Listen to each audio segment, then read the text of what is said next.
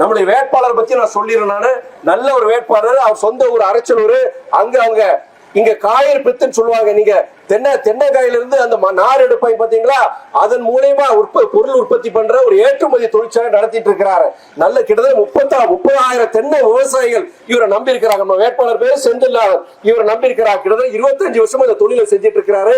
அரசியலுக்கு வந்து சம்பாதிக்கணும்னு அவசியமே கிடையாது. நான் ஒரு கேள்வி கேட்டேன் அவர்கிட்ட. என்ன கேள்வி தெரியுமா? அவர்கிட்ட எங்க கட்சியில டிக்கெட்டுக்கு சீட்டு கொடுக்கறதுக்கு முன்னாடி ஒரு முக்கியமான ஒரு கேள்வி. என்ன கேள்வி தெரியுமா? இப்ப இருக்கிற சட்டமன்ற உறுப்பினர் யாரு?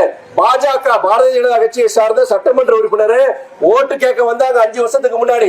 அதுக்கப்புறம் நீங்க பார்த்தீங்களா உங்க முகத்தை? நீங்க பார்த்துக்க மாட்டீங்க. அந்த கெட்ட பேரு நமக்கு வந்துடக்கூடாது.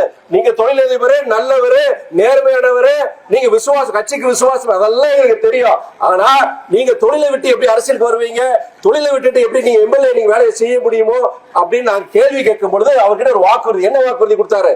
என் தொழிற்சாலைக்கு அங்க ஒரு பங்குதாரர் பார்ட்னர் நான் கொண்டு வந்துட்டேன். நான் அவரை தொழிற்சாலை கவனிச்சுக்குவாரு, முழுமையா பாத்துக்குவாரு.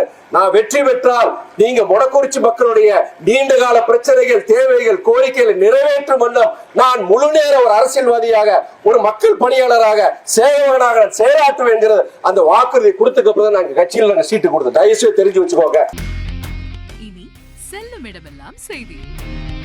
தந்தை டிவியின் வாட்ஸ்அப் சேனலை ஃபாலோ பண்ணினா செல்ல இருக்கும் இடமெல்லாம் செய்தி.